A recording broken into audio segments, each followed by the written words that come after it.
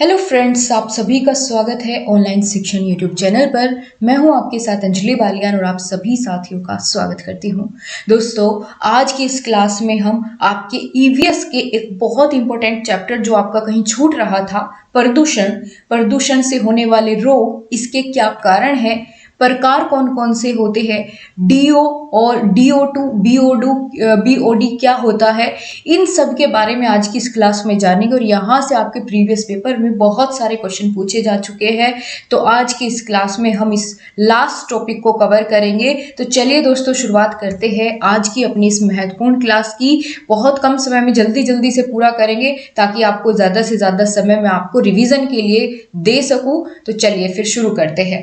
तो सबसे पहले दोस्तों हम लोग जानेंगे कि प्रदूषण होता क्या है, पोल्यूशन हम कहते किसे है। ठीक है, तभी तो हम जानेंगे प्रकार के बारे में। सबसे पहले ये तो पता हो कि पोल्यूशन हम कहेंगे किसे, कैसी स्थिति को। तो पर्यावरण में जो भी अनावश्यक या आवश्यकता से अधिक पदार्थ मिल जाते हैं, उन्हीं को हम प्रदूषण कहेंगे। ठीक है, आवश्यकता से अधिक पदार्थ अगर मिल जाए उसको भी प्रदूषण, और अनावश्यक जिनको हम चाहते नहीं है वो भी पर्यावरण में आकर के प्रदूषण करेंगे अगर वो अनावश्यक है। ठीक है, और आवश्यकता से अधिक पदार्थों का पर्यावरण में मिलना ही प्रदूषण कहलाता है। अच्छा, तो दोस्तों प्रदूषण जो है किससे होता है?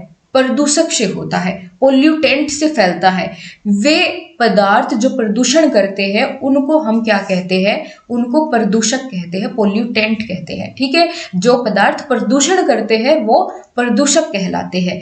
तो दोस्तों प्रदूषक जो है दो प्रकार के होते हैं। प्रदूषक दो प्रकार के होते हैं, एक तो वे जो अपघटित हो जाते हैं, दूसरा वो जिनको अपघटित नहीं किया जा सकता। ठीक है, यानी डिग्रेडेबल पदार्थ या डिग्रेडेबल कंपोनेंट्स और नॉन डिग्रेडेबल कंपोनेंट्स। ठीक है, ये दो प्रकार के पोल्यूटेंट्स होते हैं, डिग्रेडेबल और नॉन डिग्रेडेबल। डिग्रेडेबल यानी अपघटित पदार्थ जिनका अपघटन हमारे पर्यावरण में हो जाता है। कैसे हो जाता है? सूक्ष्म जीवों के द्वारा। जैसे मृत पेड़ पौधे हैं, जीव जंतु है ना, उनका अपघटन कैसे कौन करता है? सूक्ष्म जीव जंतु करते हैं। तो यानी वे कैसे पदार्थ हो गए? अपघटित पदार्थ हो गए। अगर वही हम बात करें अनअपघटित पदार्थ की, नॉन डिग्रेडेबल कंपोनेंट्स की, तो वो क्या हो जाएंगे? जिनको सूक्ष्म जीव नष्ट ही ना कर पाए, वो एज इट इज पड़े रहे, आज से 4-5 सालों बाद, 10-12 सालों बाद एज इट इज वो गले ना, उनको हम कहेंगे नॉन डिग्रेडेबल। ऐसे कौन कौन से होते हैं? जैसे कांच हो गया, प्लास्टिक, रासायनिक पदार्थ, ये सभी कैसे हैं? नॉन डिग्रेडेबल है, अनअपघटित पदार्थ होते हैं। ठीक है, तो ये दोनों ही मिलकर क्या करते हैं? प्रदूषण फैलाते हैं, ये प्रदूषक होते हैं। और डिग्रेडेबल के उदाहरण क्या क्या है? जैसे गोबर, तना, पत्ती, जड़, जीवों के अवशेष, ये सभी डिग्रेडेबल में आता है। इनका अपघटन हो जाता है सूक्ष्म जीवों के द्वारा। अच्छा, तो दोस्तों जैसे आप लोग जानते हैं कि जैसे हम मानव या मनुष्य क्या करते हैं? बहुत सारे संसाधनों का प्रयोग करते हैं, बहुत सारे संसाधनों में नई नई टेक्नोलॉजी का प्रयोग करते हैं, है ना। और उन टेक्नोलॉजी से फिर क्या होता है? बाद में पोल्यूशन निकलता है, और पोल्यूशन वापस से आकर के किसको अफेक्ट करता है? ह्यूमन को ही अफेक्ट करता है। तो ये एक चेन है, जितना भी हम प्रकृति का दोहन करेंगे उतना ही हमसे वो बदला लेगी। तो ये एक थोड़ा सा मैंने आपको रिलेट करने की कोशिश की। अब हम जानते हैं कौन कौन से प्रकार के प्रदूषण होते हैं, उनके कारण क्या है और यहाँ से कैसे प्रश्न आता है। तो सबसे पहले हम बात करेंगे एयर पोल्यूशन की, वायु प्रदूषण।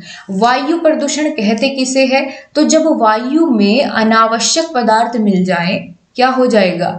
वायु प्रदूषण हो जाएगा। जैसे अब दिवाली पर बहुत सारे पटाखे फोड़े, और खास करके दिल्ली में, क्योंकि दिल्ली में आपने देखा होगा कि इस समय दिवाली के बाद कैसा एकदम काले बादल छाए हुए होते हैं, काले रंग का कोहरा पड़ता है, जिसको स्मॉग कहते हैं। तो अनावश्यक पदार्थ मिले भाई, बहुत सारे पटाखे फोड़े, अलग अलग गैसेज उनमें से निकली। ठीक है, पराली जलाने से, इन सभी से क्या होता है? वायु प्रदूषण होता है। वायु में अनावश्यक पदार्थ मिल जाते हैं जिन्हें हम फिर वायु प्रदूषण कह देते हैं। अच्छा, कारण क्या क्या है, क्या क्या कॉजेज है, क्यों होता है वायु प्रदूषण?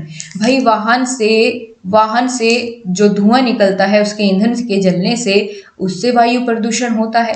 सिगरेट का धुआं, है ना, प्लास्टिक जलाएंगे, पराली जलाएंगे, उससे जो धुआं उत्पन्न होगा वो भी तो वायु प्रदूषण का कारण होगा। ज्वालामुखी क्रिया से निकलता है बहुत सारा धुआं, वो भी कारण होगा वायु प्रदूषण का। बहुत सारे उद्योग होते हैं और उद्योग की चिमनियों से निकलने वाला जो धुआं है वो भी कारण होता है वायु के प्रदूषण का। अच्छा, अब इसमें इंपॉर्टेंट क्या है, पूछा कैसे जाता है प्रश्न ऐसे पूछा जाता है कि बताइए सिगरेट के धुएं से कौन सी गैस निकलती है जो वातावरण को या पर्यावरण के लिए हानिकारक होती है। तो इसलिए ये इंपॉर्टेंट है, आपको पता होना चाहिए सिगरेट का जो धुआं होता है उससे मोनोऑक्साइड निकलती है। कौन सी? मोनोऑक्साइड गैस निकलती है, जो कि क्या दम घोटू गैस के नाम से भी जानी जाती है। ठीक है, फेफड़ों पर वार करती है सबसे पहले। तो सिगरेट के धुएं से कौन सी गैस निकलेगी? मोनोऑक्साइड। वाहन के ईंधन, अगर वाहन से जो धुआं निकलता है ईंधन के जलने से, उससे कौन सी गैस निकलती है? तो वो प्रोड्यूस करता है सल्फर डाइऑक्साइड। कौन सी गैस? Sulphur dioxide. ये आपके एग्जाम में पूछे गए प्रश्न है इस प्रकार से। ठीक है, ज्वालामुखी क्रिया से सबसे अधिक जो है आपकी सल्फर डाइऑक्साइड ही निकलती है, और उद्योगों से भी। तो ये तो हमने जान ली दोस्तों एयर पोल्यूशन यानी वायु प्रदूषण क्या है, उसके क्या कारण हैं, और कौन कौन से कारक से कौन कौन सी गैसें निकलती है। अब हम जानेंगे वायु प्रदूषक के बारे में, यानी वो कारण क्या है या किस प्रकार से वायु में प्रदूषण, उसके जो प्रदूषक है वो कैसे होते हैं। ठीक है, तो एयर पोल्यूटेंट जो कि प्रदूषण करते हैं, वायु प्रदूषक जिन्हें हम कहते हैं, वो कितने प्रकार के होते हैं? तो ये 2 प्रकार के होते हैं वायु प्रदूषक। पहला है गैसीय पदार्थ और दूसरे होते हैं कणीय पदार्थ। अब ये क्या है गैसीय पदार्थ और पार्टिकल सब्सटेंस या कणीय पदार्थ क्या है? ठीक है, गैसीय सब्सटेंस कौन से होते हैं? तो गैसीय सब्सटेंस वे होते हैं जो कि गैस की फॉर्म में निकले, है ना, जो गैस की फॉर्म में निकलते हैं। और पार्टिकल सब्सटेंस या कणीय पदार्थ भी होते हैं जो छोटे छोटे, बहुत छोटे छोटे कण के रूप में वायुमंडल में मिल जाते हैं और हमारी सांस के माध्यम से हमारे फेफड़ों तक जाते हैं और हमें बहुत ज्यादा नुकसान पहुंचाते हैं। तो सबसे पहले हम बात करेंगे गैसीय पदार्थों की, है ना, उसके बाद हम जानेंगे कणीय पदार्थ की। यहाँ से आपके जो रोग होते हैं उनके बारे में भी आपको बहुत सारी जानकारी इससे मिल जाएगी, और कौन सी गैस हमारे शरीर पर क्या प्रभाव डालती है इस बात की जानकारी भी आपको यहीं से मिलेगी। ये बहुत इंपॉर्टेंट चैप्टर है, आप प्रीवियस पेपर उठा करके देखेंगे ईवीएस का तो आपको अंदाजा हो जाएगा। और हाँ गाइज, आप सभी के लिए एक इम्पोर्टेंट इन्फॉर्मेशन ये है कि मैंने आपकी एसएसटी की प्लेलिस्ट अलग बना दी है। पहले मैंने, क्योंकि समय नहीं लग पा रहा था बिल्कुल भी, तो एसएसटी वाली जो मैराथन वीडियोस मैंने ली है आपकी 4 मैराथन, ठीक है, 3 या 4 मैराथन जो भी है, जो मैंने आपकी मैराथन लेके एसएसटी का कवर किया है पूरा पोर्शन, उनकी मैंने अलग से प्लेलिस्ट बना दी है। आप उसको वहां जाकर के, अगर आपने नहीं देखी है तो जरूर से देख ले, आपकी मैराथन से सब कुछ कवर हो जाएगा बहुत अच्छे तरीके से। पूरा सिलेबस उसमें मैंने कवर करा दिया है with the help of tricks, बहुत सारी चीजें आपके लिए आसान करके एकदम से। तो चलो अभी हम वापस टॉपिक पे आता है। सबसे पहले गैसीय पदार्थ की हम बात कर रहे थे, तो कौन कौन सी गैसें हैं जो वायु प्रदूषक का काम करती है। अभी हमने ऊपर देखा था कि भैया सल्फर डाइऑक्साइड है ना, कैसे कैसे निकलती है, मतलब कहाँ से प्रोड्यूस होती है। एक तो ज्वालामुखी क्रिया से, वाहनों से होती है, फैक्ट्री, रिफाइनरी या उद्योगों से निकलती है कौन सी गैस? Sulphur dioxide. अच्छा, ये तो मैम आपने पहले भी बता दिया था। इंपॉर्टेंट क्या है इसमें, जरूरी ये है कि हमें पता होना चाहिए इस गैस का प्रभाव हमारे शरीर के कौन से अंग पर पड़ेगा। तो सल्फर डाइऑक्साइड जो है ये सबसे ज्यादा प्रभाव डालती है फेफड़ों पर, ठीक है, आपके लंग्स पर और आंखों पर। आंखों में जलन होना और फेफड़ों पर सबसे ज्यादा प्रभाव पड़ता है किसका? SO2 का, सल्फर डाइऑक्साइड का। अब चलिए आगे हम बात करते हैं कार्बन मोनोऑक्साइड की। कार्बन मोनोऑक्साइड की अगर बात करें ये कैसे कैसे प्रोड्यूस होती है, तो अभी हमने ऊपर देखा कि भैया सिगरेट से जो धुआं निकलता है उसमें कौन सी गैस होती है? Carbon monoxide. हीटर से, कोयले और ईंधन से, इन सब से कार्बन मोनोऑक्साइड गैस निकलती है। कार्बन मोनोऑक्साइड का प्रभाव क्या पड़ता है हमारे शरीर पर?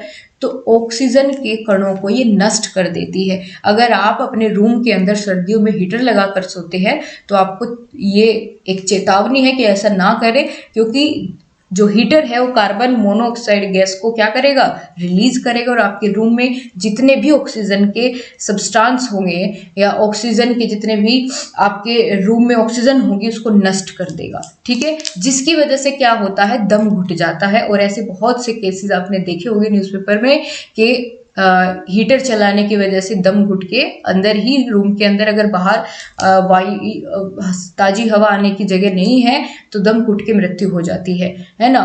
तो ये कार्बन मोनोऑक्साइड जो है बहुत ही घातक है। अगर दम घोटू गैस इसको कहते हैं, मैंने आपको पहले बताया, फेफड़ों को भी प्रभावित करती है और क्या करती है, ऑक्सीजन के कणों को नष्ट कर देती है कार्बन मोनोऑक्साइड। चलो अगली तीसरे नंबर की कौन सी है, कार्बन डाइऑक्साइड। कार्बन डाइऑक्साइड से इतने क्वेश्चन बने हैं, कैसे बने हैं मैं बताती हूँ। कार्बन डाइऑक्साइड पहले तो पता हो कैसे निकलती है भाई, एक तो ज्वालामुखी क्रिया से, दूसरा मानव और जानवर जो गैस रिलीज करते हैं वो भी कार्बन डाइऑक्साइड ही होती है।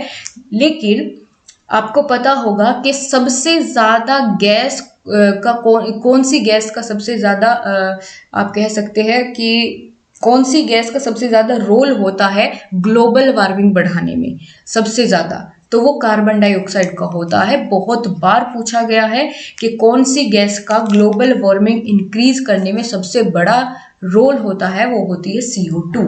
इसको ग्रीन हाउस गैस भी कहते हैं। क्या कहते हैं, ग्रीन हाउस गैस भी कहते हैं। बहुत बढ़िया, चलो बहुत ही अच्छे से आगे बढ़ते हुए हम जानेंगे अब चौथे नंबर की क्लोरोफ्लोरोकार्बन। यहां से भी पूछा जाता है क्लोरोफ्लोरोकार्बन। क्लोरोफ्लोरोकार्बन CFC कैसे कहाँ से प्रोड्यूस होती है, तो जो आप AC और रेफ्रिजरेटर चलाते हैं उनसे निकलती है क्लोरोफ्लोरोकार्बन। ये बहुत हार्मफुल गैस है। एक तो आपकी जो ओजोन लेयर है सीधा उस पर प्रभाव डालेगी, ग्लोबल वार्मिंग को बढ़ाएगी क्लोरोफ्लोरोकार्बन। ठीक है, याद रख पाएंगे आप इतना, बहुत आसानी से मैंने आपको समझाया और ये बहुत इंपॉर्टेंट क्लास है। मैंने आपको कहा था कि मेरी तरफ से वैसे आपका सिलेबस पूरा हो गया है, लेकिन जहां जहां मुझे लगेगा कि ये चीज कहीं छूट रही है या ये भी आपको बताना चाहिए वो मैं फिर भी आपको बताती चलूंगी। वैसे आपका सिलेबस आज जो है ऑफिशियली तरीके से कंप्लीट हो जाता है। ठीक है, आज आपका सिलेबस कंप्लीट हो जाता है। SST का ऑलरेडी मैं आपको मैराथन में कवर करा चुकी हूँ, EVS का हमारा आज हो जाएगा। बाकी अगर कहीं भी मुझे ज़रूरत पड़ेगी, जैसे आपका एक विटामिन वाला टॉपिक मुझे कराना है ना, विटामिन कौन से विटामिन का ट्रिक से बता दूंगी आपको, कौन से विटामिन का कौन सा नाम, उसकी कमी से कौन सा रोग होगा, ये चीज़ भी मैं आपको कवर करा दूंगी, तो आपका कहीं कोई कमी नहीं रहेगी। ठीक है, बस आप लोग अब रिविज़न करते रहे, क्योंकि दोस्तों अगर आप एग्ज़ाम की डेट तक क्लासेस लेने में लगे रहोगे तो आपका पिछला रिवीजन नहीं हो पाएगा, और अगर रिवीजन नहीं हुआ तो किसी काम की वो पढ़ाई नहीं है, फिर आप वो उसमें कंफ्यूज होंगे। बस आपको लगेगा ऑप्शन देख के कि मैंने ये भी पढ़ा था, ये भी पढ़ा था, पर समझ नहीं आएगा कौन सा सही है। तो इसीलिए अब आप क्या करिए, क्लासेस लेना कम करिए। ठीक है, जो जरूरी है बेहद उनको लीजिए और अपने नोट्स को अब रिवीजन करने में ज्यादा से ज्यादा समय दीजिए। इसीलिए मैं आपकी क्लासेस अब बहुत कम कर दूंगी। सिर्फ प्रैक्टिस, अगर जो भी आपके इंग्लिश रोहित सर जो प्रैक्टिस क्लासेस देंगे और उधर CDP वाली मैम, तो वो आपको प्रोवाइड होती रहेगी। बाकी जिसका सिलेबस पूरा हो गया है उसको आप रिवीजन करते रहे, उससे अच्छा और तरीका कोई और नहीं हो सकता है।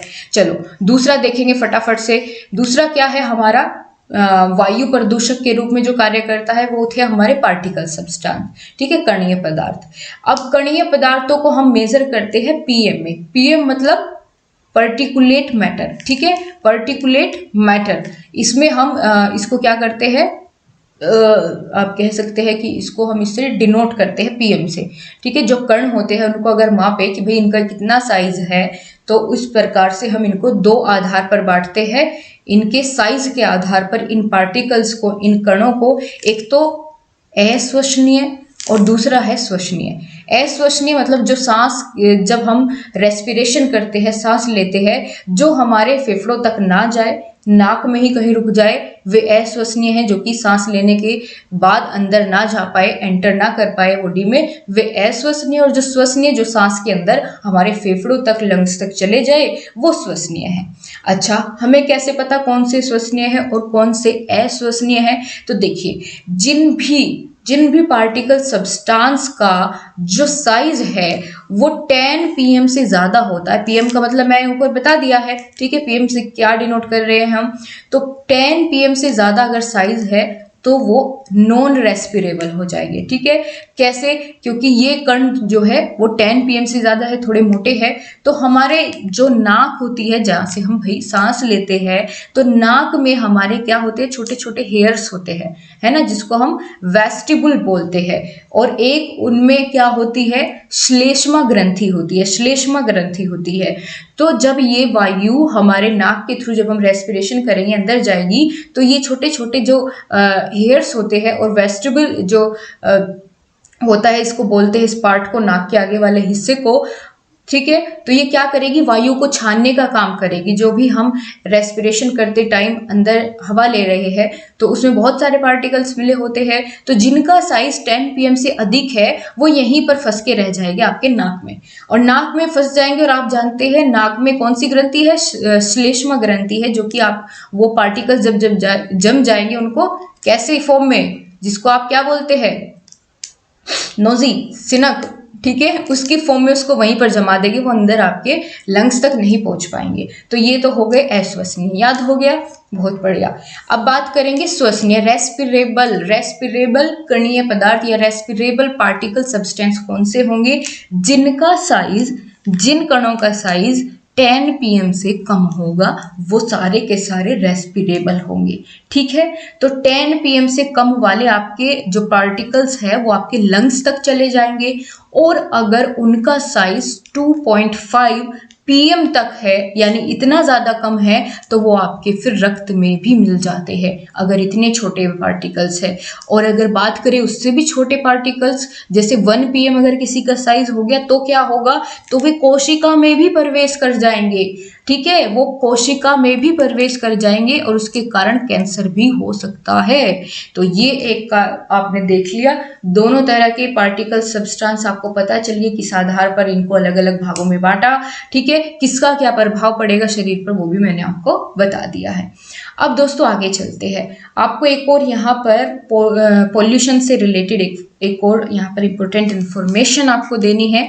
हाँ, अगर मैं तेज बोल रही हूँ तो आप यहाँ 3 डॉट्स है उनसे धीमा कर सकते हैं अपनी सहूलियत के अनुसार, और अगर आपको लग रहा है धीमा बोल रही हूँ तेज कर लीजिएगा, कोई बात नहीं है, आपके हाथ की बात है, ठीक है। चलो, तो यहाँ एक और इम्पोर्टेंट चीज़ मैं आपके साथ क्या डिस्कस करने वाली हूँ कि भैया जो वातावरण की जो आप कह सकते हैं कि वायु की जो गुणवत्ता होती है उसको मापने के लिए नेशनल एयर क्वालिटी इंडेक्स, राष्ट्रीय वायु गुणवत्ता सूचकांक, इसके तहत क्या किया गया भाई, 2014 में हुआ था, और इस इंडेक्स की हेल्प से पता चलता है कि भाई इस एरिया में पोल्यूशन है या नहीं है। कैसे पता चलता है कि जो एक क्यूबिक एरिया होता है, एक क्यूबिक एरिया में कितने डस्ट पार्टिकल है वो देखा जाता है। तो अगर उस क्यूबिक एरिया में 50 से 100 के बीच डस्ट पार्टिकल्स है, तो इसका मतलब वहाँ कोई पोल्यूशन नहीं है, कोई खास नहीं है, इतने तो होते ही है, ठीक है, नॉर्मल है, वहाँ पोल्यूशन नहीं है। लेकिन अगर इन पार्टिकल्स की संख्या, डस्ट पार्टिकल्स की संख्या 200 से 300 तक बढ़ जाती है, तो ये बहुत खतरनाक माना जाता है, यानी वहाँ बहुत ज़्यादा पोल्यूशन होता है। और जहाँ ये पोल्यूशन नहीं होता, 50 से 100 के बीच में पार्टिकल्स हो, तो उसको हम हरे रंग से रिप्रेजेंट करते हैं, और अगर 200 से 300 तक हो जाए तो उसको फिर रेड यानी डेंजर वाले साइन से डिनोट करते हैं। तो ये हो गया हमारा राष्ट्रीय वायु गुणवत्ता सूचकांक, जिसके तहत ये निर्धारण करने के लिए बताया गया कि कैसे हम पता कर सकते हैं कि कहाँ कैसे कितना पोल्यूशन है, उसके क्या मानदंड होंगे, मापदंड होंगे। आगे चलते हैं, वायु प्रदूषण के बारे में सारी चीज़ें जान ली है, क्वेश्चन आएगा, इससे बाहर नहीं जाएगा। अब हम बात करेंगे नॉइस पोल्यूशन की, ध्वनि प्रदूषण की। अच्छा, ध्वनि प्रदूषण कैसे होता है, अगर आपको आवश्यकता से अधिक ध्वनि आप सुन रहे हैं तो ध्वनि प्रदूषण है, जितनी आपको आवश्यकता है उससे ज़्यादा अगर सुन रहे हैं तो वो ध्वनि प्रदूषण है। नॉर्मल जो ध्वनि होती है या नॉर्मल नॉइस जो होती है, जो आपके लिए ऑडिबल है, वो कितनी होती है, 90 से 120 डेसिमल के बीच। अच्छा, आपको ये तो पता होगा कि हम जो ध्वनि होती है उसकी तीव्रता को, ठीक है, नॉइस की स्पीड को या तीव्रता को हम डेसिबल में मापते हैं, ये लिखा हुआ है भी है, यहाँ भी लिखा हुआ है। ध्वनि की तीव्रता का मापन हम किस में करते हैं? डेसिबल में करते हैं, ठीक है। और 90 से 120 डेसिबल जो है वो आपकी नॉर्मल होती है, ठीक है। और अगर 120 से अधिक हो जाती है तो फिर आप जानते हैं उसको हम नाम देंगे ध्वनि प्रदूषण का, ठीक है। ध्वनि प्रदूषण का कारण क्या होते हैं ध्वनि प्रदूषण के? भाई ज्वालामुखी क्रिया हुई तो उससे नॉइज पोल्यूशन होगा, ठीक है। उद्योगों से आवाज निकलती है, बहुत सारी फैक्ट्रियां चल रही है, फैक्ट्रियों से आवाजें होती है, उससे नॉइज पोल्यूशन होता है। सड़क के किनारे आपका घर है तो यातायात अगर चल रहे हैं, वहाँ बहुत सारी बस ट्रक और पूरा हॉर्न बजा करके, तो वहाँ भी नॉइज पोल्यूशन है। अच्छा, लाउड स्पीकर पर जाए वो भी नॉइज पोल्यूशन है। आप डीजे बजा के पूरी रात भर डांस करते हैं और आपके लिए वो पोल्यूशन नहीं है, लेकिन अगर कोई व्यक्ति जो आपके साथ इन्वॉल्व नहीं है उसके लिए तो आवश्यकता से अधिक है, अनचाही है। तो जहां अनचाही हुई वही ध्वनि प्रदूषण, लेकिन जो है वो भी हार्मफुल होती है। जो आप डीजे पर इतने ज्यादा उसके लाउड स्पीकर बजा बजा के बिल्कुल धड़कने तेज कर देते हैं, तो वो भी नॉइस पोल्यूशन में ही आता है। बाकी बात करें एरोप्लेन्स और जेट प्लेन्स, ये भी बहुत ज्यादा नॉइस पोल्यूशन करते हैं। अच्छा, ध्वनि जो है कैसी ऊर्जा है? कंपन ऊर्जा है, वाइब्रेशन होती है उसमें, ठीक है, कंपन ऊर्जा है। इससे क्या क्या नुकसान होगा, ठीक है। ध्वनि प्रदूषण के नुकसान, ध्वनि प्रदूषण के कौन कौन से नुकसान है तो वो देखते हैं। भाई मनुष्य कैसा हो जाता है? चिड़चिड़ापन आ जाता है उसमें। कैसा चिड़चिड़ापन? और अगर ज्यादा ही डीजे के नजदीक कान लगा के आप वहीं पर डांस कर रहे हो तो बहरापन भी हो सकता है, थोड़ा दूर नाचा करो, ठीक है। बहरापन, हृदय का फेल होना, हार्ट अटैक आ जाता है अगर कोई बढ़िया सी एज का व्यक्ति है और ज्यादा शोर शराबा हो, धूम धड़ाका हो तो हार्ट फेल भी हो सकता है। और रक्त दाब में अंतर, आपने देखा होगा कि जैसे ही डीजे शुरू हुआ आपकी हार्ट बीट टक टक टक टक टक, ठीक है, इतनी तेज हो जाती है। तो ये सब क्या होते हैं? इफेक्ट्स होते हैं आपके नॉइस पोल्यूशन के। आगे चलते हैं, ये मोस्ट इंपॉर्टेंट है, आपके पेपर में पूछा गया है और ध्यान से सुनिएगा भैया। सन 2019 की बात है। 2019 में भारत की सरकार ने क्या किया? एक प्रोजेक्ट चलाया। प्रोजेक्ट का नाम था green muffler project. Green muffler project ये जो है ध्वनि प्रदूषण को कम करने के लिए चलाया गया था। कैसे कम कैसे होगा? इस प्रोजेक्ट के माध्यम से कि सड़क के किनारे जो है हरे पेड़ पौधे लगाए गए, जिसकी वजह से क्या होता है कि वो ध्वनि को क्या कर लेते हैं? सोख लेते हैं, या उसको ध्वनि को क्या कर लेते हैं? पेड़ पौधे एब्जॉर्ब कर लेते हैं, जिससे कि ध्वनि प्रदूषण में कमी आती है। और 2019 में इसकी शुरुआत की गई थी। नाम क्या था इस प्रोजेक्ट का? Green muffler project. किससे संबंधित है? ध्वनि प्रदूषण को कम करने से।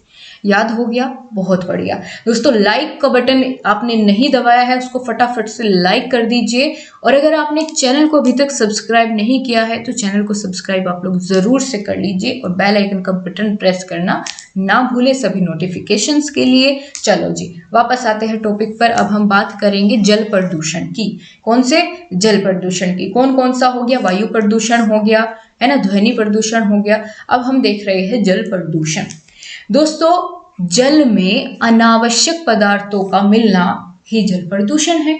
वायु में अनावश्यक पदार्थ का मिलना वायु प्रदूषण है, ठीक है। वातावरण में अनावश्यक ध्वनि का मिलना ध्वनि प्रदूषण है। तो सब ऐसे ही, यानी अनावश्यक पदार्थ मिल रहे हैं तो प्रदूषण है। अच्छा, कारण क्या होते हैं जल प्रदूषण के? कारण जानते हुए चलिए, कारण क्या क्या होते हैं जल प्रदूषण के। सबसे पहला तो है प्लास्टिक। अगर आप नदी नालों में पॉलीथीन या प्लास्टिक फेंक देते हैं तो वो बहुत बड़ा कारण होती है पॉल्यूशन का। क्यों? क्योंकि जब आप उसमें प्लास्टिक डालेंगे, पॉलीथीन डालेंगे नदी में, तो वो वहां की ऑक्सीजन को खत्म कर देगी, है ना, जिससे जलीय जीव क्या हो जाते हैं? मरने लगते हैं। दूसरा है उद्योगों का गर्म जल। उद्योगों से निकलने वाला जो गर्म जल होता है उसको तुरंत क्या कर देते हैं? किसी नदी में, किसी बड़ी नहर में उसको ऐसे ही एकदम छोड़ दिया जाता है गर्म पानी को, ठीक है। और उसमें जितने भी जलीय जीव होते हैं उस पर प्रभावित हो गए, नॉर्मल सी बात है। आगे बात करते हैं सीवेज नदी नाले। तो सीवेज नदी नालों की वजह से भी क्या होता है? जल प्रदूषण होता है। रासायनिक पदार्थ के मिलने से भी जल प्रदूषण होता है। और अगर तेल का रिसाव हो रहा है और वो पानी में जा रहा है तो भी जल का प्रदूषण होता है। ठीक है, ये तो कारण हो गए। अब आपको यहाँ एक बहुत इंपॉर्टेंट चीज मैं आपको बताने वाली हूँ, DO2 और BOD। ये क्या है?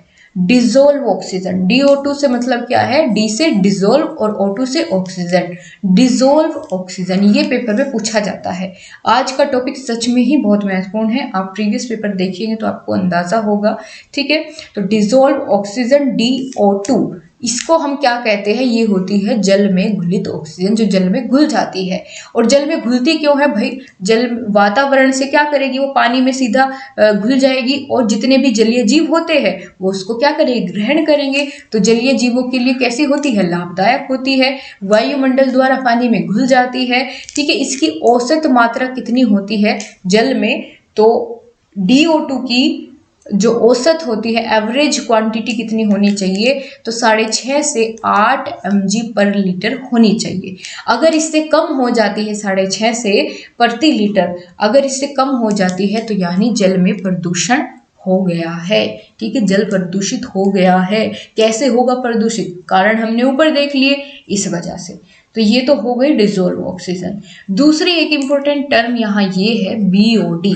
BOD की फुल फॉर्म सबसे पहले आपको पता हो, ये पूछ सकता है एग्जामिनर। BOD की फुल फॉर्म क्या है? Biochemical oxygen demand. Biochemical oxygen demand, ये क्या है दोस्तों? ये ऑक्सीजन की बायोकेमिकल ऑक्सीजन डिमांड हम किसे कहेंगे? ये है ऑक्सीजन की वह मात्रा होती है, कौन सी?